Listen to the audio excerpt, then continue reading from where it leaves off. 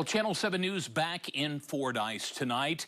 Nearly 3 months after the mass shooting at the Mad Butcher grocery store, a town hall meeting was held focused on the Fordyce Survivors Fund. It's collected $75,000 so far. Channel 7's Emma Allen now with the debate over how those funds should be distributed. Emma.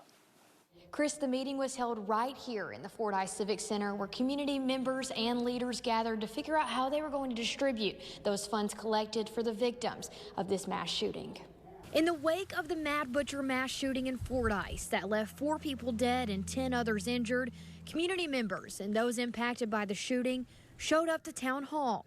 A committee was established after the mass shooting to help distribute the funds collected from the Fordyce Survivors Fund, a fund established by the Arkansas Community Foundation. We're committed to distributing 100% of that money to the survivors of this crime. Jeff Dion, the executive director of the Mass Violence Survivors Fund, lost his sister to a serial killer years ago.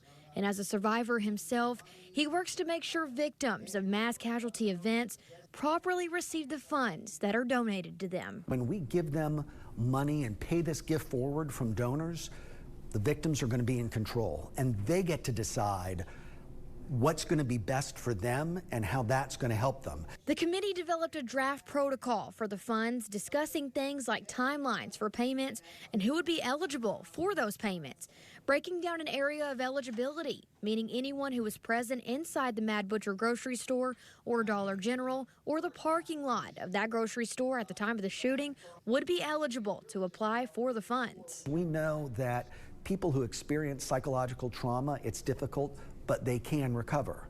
People who have both physical injuries and psychological trauma can recover, but that's more difficult.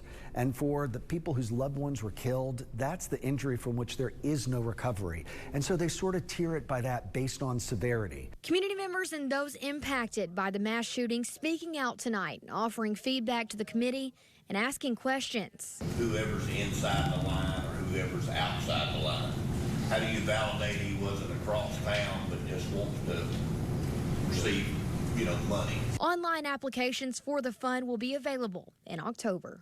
The Community Foundation waived all the fees so that 100% of the funds donated will go toward all the survivors. On your side in Fordyce, I'm Emma Allen. Emma, thanks very much. According to Dion, the parent company of the Mad Butcher, Houchin's Food Group, based in Bowling Green, Kentucky, is yet to donate to the Survivors Fund.